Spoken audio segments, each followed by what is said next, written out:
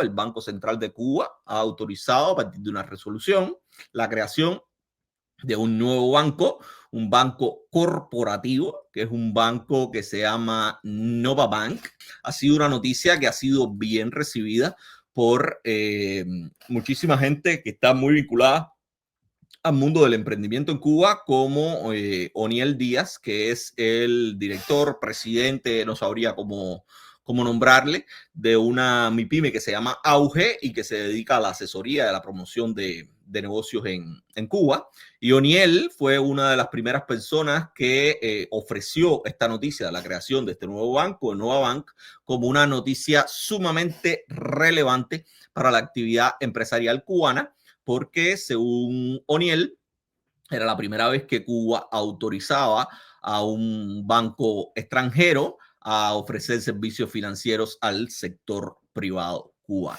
Esta no es la primera vez que el Banco Central de Cuba le da la posibilidad a una entidad extranjera a crear un banco corporativo 100% de capital extranjero en Cuba. En el año 2023 hay que recordar que con capital de BBVA se creó eso que llamaron Alto Cedro, que fue el primer banco corporativo. Y cuando hablo de banco corporativo me refiero a un banco que única y exclusivamente presta servicios a empresas, a personas jurídicas, no presta servicios a personas naturales.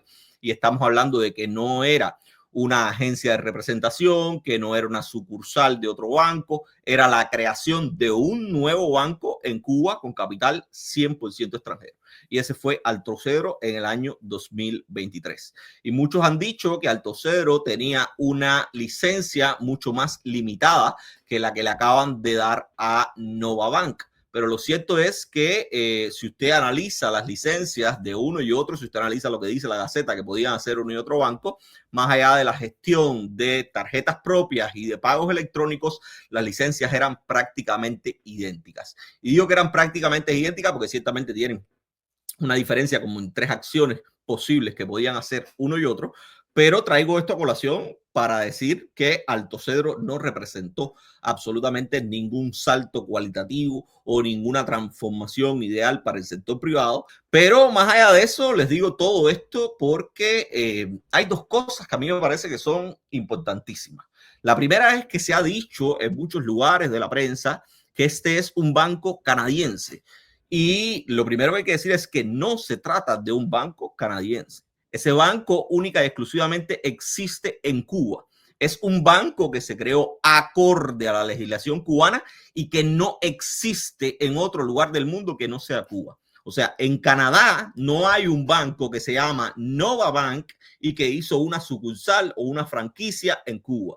Lo que se ha creado es un banco a la luz de la legislación cubana para el cual se ha utilizado dinero de compañías canadienses, principalmente 2 compañías canadienses que, de acuerdo a lo que dice la Gaceta Oficial de la República, son las compañías, el Groupe Non-Investissement Inc. y Les Fonds, yo no sé hablar en francés, son compañías quebecois, y Les Fonds Generation Nova Inc. Son las 2 compañías canadienses que pusieron dinero para conformar este banco que es completamente cubano, aunque se haya constituido con dinero 100% extranjero. ¿Qué quiere decir esto? Que la ley de inversión extranjera cubana permite que usted cree empresas en Cuba que pueden ser empresas mixtas o sencillamente empresas cuya propiedad sea enteramente del inversor extranjero.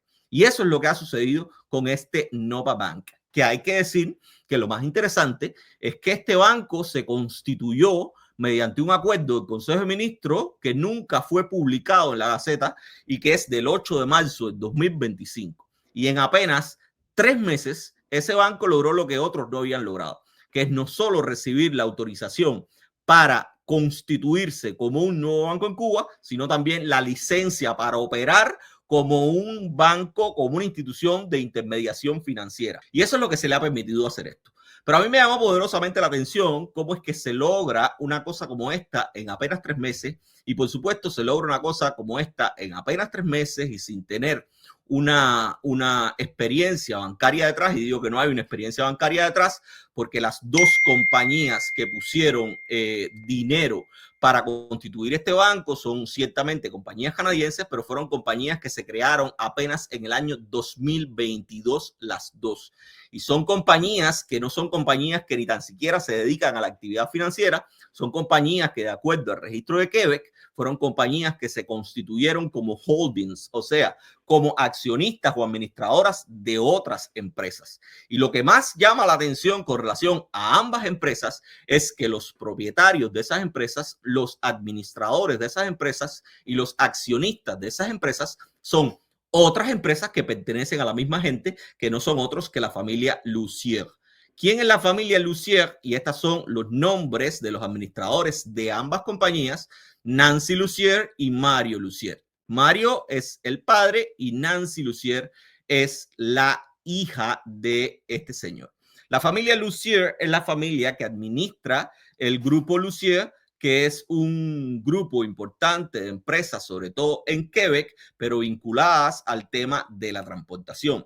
Pero la importancia del grupo Lussier, más que en la economía canadiense, en la economía local canadiense, ha sido en la generación de lazos entre Canadá y el régimen cubano.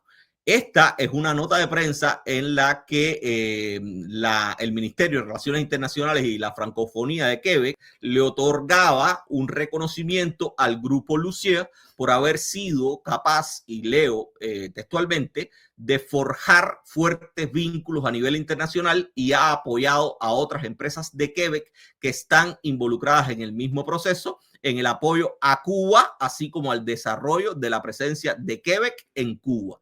O sea, son gente que básicamente han hecho su fortuna o han mantenido su fortuna a partir de generar negocios y mantener relaciones con el régimen cubano. Relaciones que fueron establecidas en un primer momento por el abuelo de Nancy Lussier, que conoció a una delegación cubana. Ahí están los reportes, que son muchísimos, después que se cayó el campo socialista en los 90. Cuentan los reportes que una delegación cubana vino a una de las fábricas de camiones, porque se dedicaba a una de sus compañías, Racam, se dedicaba a la construcción de camiones, y una delegación cubana vino a Quebec y mantuvo un contacto con su fábrica a los efectos de sustituir los viejos camiones soviéticos o lograr un suministro de piezas para los viejos camiones soviéticos que tenían en Cuba. Y a partir de ahí empezaron las relaciones entre el grupo Lussier y el régimen cubano, con el abuelo de Nancy Lussier, quien hoy, además de todo, es la presidenta de la Cámara de Comercio de Quebec, Cuba. Eso es una cámara de comercio que se creó del lado de acá, en el lado canadiense, para promover los negocios cubanos o las relaciones entre las empresas canadienses y Cuba. Y hoy Nancy Lussier, una de las administradoras de las dos compañías que pusieron dinero, o la principal administradora, la principal accionista de ambas compañías que pusieron dinero para crear ese nuevo banco en Cuba, es nada más y nada menos que la presidenta de esa Cámara de Comercio cubana quebecoense, que además tiene varios años, que además tiene larga historia de contactos con Cuba. Esta es una imagen de Nancy en FIAP en el año 2019. Porque cuando usted ve la velocidad en la que se desarrollan este tipo de cosas, este tipo de negocios, cuando usted ve a alguien que en apenas 3 meses es capaz de generar una relación de este tipo, muchas veces lo más que puede hacer es sospechar que ciertamente hay algo que no está cuadrando la caja aquí.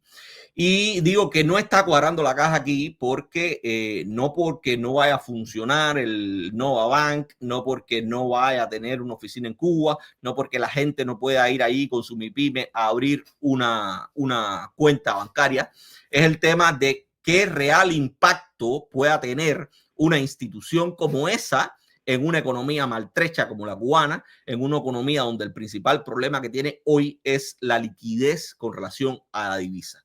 Hay especialistas que ya están diciendo que este movimiento de la creación de este banco puede ser única y exclusivamente un movimiento que lo que busque sea aumentar la capacidad y la liquidez en divisas del régimen cubano. Pero eso tiene varios problemas. Y el primer problema es que Estamos hablando de un banco que se ha creado a partir de entidades que son muy jóvenes y que no tienen absolutamente ningún background de actividad financiera. Estamos hablando de compañías que se dedican al holding, estamos hablando de compañías que se dedican al transporte y que han decidido poner su capital de inversiones en la constitución de un banco determinado.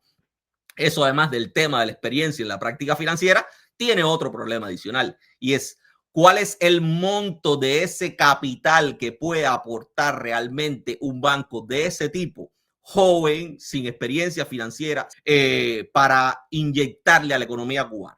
Hoy estaban hablando muchísimos emprendedores de la posibilidad de acceder a tarjetas de crédito, de la posibilidad de acceder a préstamos bancarios en divisa para invertir. Y la primera pregunta es, un banco, para poder hacer eso, necesita un dinero inicial, necesita un capital inicial que no es menor y que muchas veces obtienen a partir de una larga tradición en la actividad financiera, porque lo que hacen básicamente como un intermediario es utilizar el propio dinero de sus clientes para fomentar inversiones, para prestárselo a otras personas.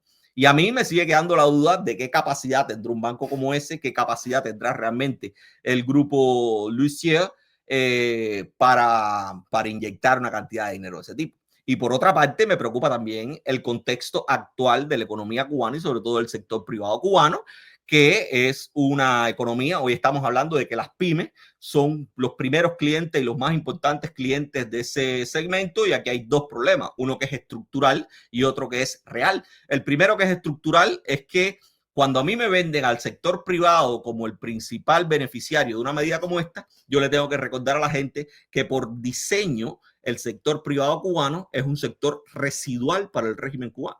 Es un sector complementario para el régimen cubano que sigue creyendo que la empresa estatal socialista es el actor fundamental de la economía y que el sector privado no debería crecer. Y por tanto, si estructuralmente usted está reconociendo que el sector privado es un sector residual, es un sector secundario, ¿qué sentido tiene vender la noticia de que los más beneficiados, los que van a potenciar un negocio como ese, son actores privados que, además de la traba, el obstáculo político que tienen, que yo siempre recuerdo que es un obstáculo constitucional, porque ahí se atrevieron a poner, decidieron poner en el año 2019 en su propia constitución la imposibilidad o la prohibición de que la riqueza se acumulara en Cuba en manos privadas?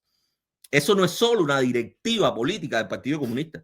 Eso el partido decidió incorporarlo como un artículo constitucional. Y eso habla de la deformación estructural de la economía cubana y del hecho de que uno tiene que mirar estas cosas con cierto y determinado recelo. Y por otra parte, se está hablando hoy de que las MIPYMES podrán tener cuentas en divisa cuando realmente los actores privados cubanos no les está permitido actuar y vender en divisas. Los servicios de los actores cubanos, de los actores privados cubanos hoy, son únicas y exclusivamente en moneda nacional. Una moneda nacional que no van a poder poner en Nova Bank, porque Nova Bank es un banco diseñado para trabajar con divisas. Para poder poner divisas en Nova Bank, esa MIPYME, ese sector privado, va a tener que acceder a un mercado informal de divisas que no responde a la tasa oficial de cambio. Y en ese sentido, usted empieza a preguntarse, ¿qué van a hacer? ¿Van a generar una tasa de cambio independiente para Nova Bank? Nova Bank va a poder utilizar la tasa del toque para poder acceder a cierta y determinada divisa de las MIPYMES. Ahí hay un problema de fondo que tiene que ver con todos estos problemas estructurales de la economía cubana, y que dicen que en lo absoluto usted puede ahora mismo, a partir de leer una gaceta y una licencia de este tipo, y al entender quiénes están detrás de un movimiento de este tipo, usted difícilmente podrá decir que este es el punto cero, el punto inicial del crecimiento del sector privado cubano. Esta noticia hay que mirarla con mucha paciencia, con mucho recelo, porque además también está demostrado, ahí hay un antecedente, Alto Cedro está ahí. Y Alto Cedro, si bien la licencia de Alto Cedro no decía expresamente, como sí dice la de Nova Bank, que las MIPYMES y las cooperativas no agropecuarias podían ser sus clientes, la licencia de Alto Cedro decía claramente en el año 2023 que podía prestarle servicio a todas las personas jurídicas cubanas. Y las MIPYMES en el año 2023 ya eran personas jurídicas. Por tanto, no era la ley la que establecía una prohibición para que Alto Cedro no le prestara servicios al sector privado. Fue una decisión muy probablemente de política interna de Alto Cedro de definir cuál era el sector de mercado con el que quería trabajar. Porque ningún banco ofrece un préstamo, ofrece un crédito o establece una relación de clientela con alguien si no hace un análisis previo de riesgo. Riesgos que van hasta riesgos colaterales. Los bancos dicen, ¿qué gano yo prestándole dinero, por ejemplo, a una MIPYME que vende, prestándole dólares duros a una MIPYME que vende sus servicios en moneda nacional y que para devolverme a mí esos dólares duros tiene que acceder a un mercado cambiario que además de ser fluctuante, ridículamente fluctuante, es considerado por el propio régimen que me dio la licencia como ilegal? Porque el régimen cubano ha dicho en más de una oportunidad que el régimen cambiario alternativo, que es el que usan las MIPYME, es un régimen ilegal. Y por tanto, cualquier bancario que va a prestar dinero dice, pero ¿qué análisis de riesgo es este? ¿Cómo yo le voy a prestar dinero a una persona que no va a tener cómo devolverme la misma moneda que yo le estoy prestando porque sencillamente sus servicios no se comercializan en esa moneda? Y segundo, ¿cuál es la garantía jurídica y material que yo tengo de que mañana yo pueda ir en una autoridad judicial independiente y garante en contra de esa pequeña y mediana empresa y que además esa pequeña y mediana empresa tenga recursos reales que puedan permitirme a mí resarcir los dólares que yo les presté? Hay unos análisis de riesgo ahí que son excesivamente elevados para cualquier persona racional que realmente quiera reconvertir negocios, quiera reconvertir dinero, que están detrás de cualquier análisis de esta noticia.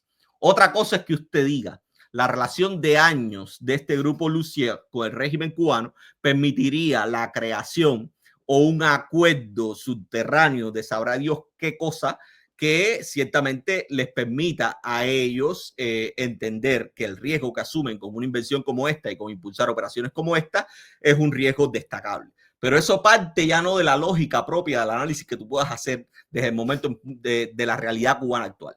Eso parte muy probablemente de elementos que los cubanos hoy no tenemos en la mano y no tenemos en la mano, entre otras cosas, porque no tenemos acceso a datos públicos, a información pública generada por el régimen cubano. Todos estos datos que yo les he ofrecido del Grupo Lussier son datos públicos, están en registros públicos, pero están en registros públicos canadienses. Absolutamente ninguno de esos datos son ofrecidos o los puede encontrar usted en instituciones o en mecanismos de información del régimen cubano. Y por eso es que yo digo que si usted mira la realidad cubana actual, es difícil que yo pueda venderle a alguien esta noticia de la creación del Nova Bank como lo más grande con lo más chiquito. Porque lo otro que están hablando, sobre todo los MIPYMeros y la gente del sector privado, es que este va a ser un banco que les va a permitir hacer transferencias a sus proveedores en el extranjero, porque hay que recordar que la mayoría de estas MIPYMES son MIPYMES que no son productoras, que son MIPYMES comercializadoras, que en su mayoría lo que hacen es importar materia prima o importar productos ya terminados y no se produce un proceso de transformación en Cuba, sino que se produce un proceso de comercialización directa y de eso viven, pero tienen que mantener su cadena de suministro con los proveedores en el exterior. Y lo que están buscando muchas veces es la facilidad de no tener que andar con dos maletines llenos de efectivo, porque ningún banco, ningún proveedor en ningún lugar del mundo hoy te acepta dos maletines de efectivo, porque ya tampoco te puedes montar en un avión con dos maletines de efectivo. Y por supuesto, para cualquier comerciante, tener una plataforma de pago, la capacidad de establecer transferencias digitales con un proveedor en el extranjero es una panacea, sobre todo para mantener eso, la cadena de suministro. Pero el problema fundamental que van a tener aquí es que Nova Bank no es un banco canadiense. Yo no voy a estar poniendo mi dinero como MIPYMero. Mi empresa en Cuba no va a estar poniendo su dinero en el RBC de Canadá. Mi empresa va a estar poniendo su dinero en un banco que es igualitico al Banco de Crédito y Comercio a los efectos legales. Y por tanto es un banco enteramente cubano que va a estar sometido al escrutinio y a la atención de las políticas del embargo. No tiene ningún sentido que usted esté apostando por una institución financiera pensando en la libertad que le va a ofrecer eso, cuando usted sabe que hay una política de embargo que su principal expresión es una expresión de sanciones financieras con relación a aquellas instituciones que establezcan negocios directos con relación a Cuba. Yo los invito a que ustedes vayan con su pasapena, que es el pasaporte cubano, a la mayoría de las instituciones bancarias por el mundo e intenten abrir una cuenta bancaria con su pasaporte cubano. el overcompliance de la mayoría de las instituciones financieras, al menos de los países más importantes del mundo, es grandísimo con relación a los cubanos. Así será también grandísimo el overcompliance cuando vean recibir constantemente transferencias de un banco que a todas luces es cubano y no es canadiense, y que además su sede está en La Habana y no en Montreal. Por eso es que yo digo que estas noticias hay que mirarlas con mucho detenimiento, hay que intentar mirar lo que hay detrás de la noticia, quiénes han impulsado una cosa como esta, cuánto tiempo de experiencia tienen en una labor como esta, cuál es la real incidencia que puede tener una cosa como esta, cuáles han sido los antecedentes anteriores. Y ahí está Alto Cedro, vuelvo y repito, Alto Cedro ha decidido, muy probablemente por todos estos mismos análisis de riesgo, que no es el sector privado el sector al que se ha dedicado, y se ha dedicado a interactuar con empresas extranjeras. Y ahí están, porque lo han decidido. O sea, la creación de un banco de este tipo no es en lo absoluto un beneficio inmediato o seguro para aquellas personas que lo que tienen es una MIPYME de 30 empleados e intentan sobrevivir en las condiciones que le ha impuesto el régimen cubano. No lo es.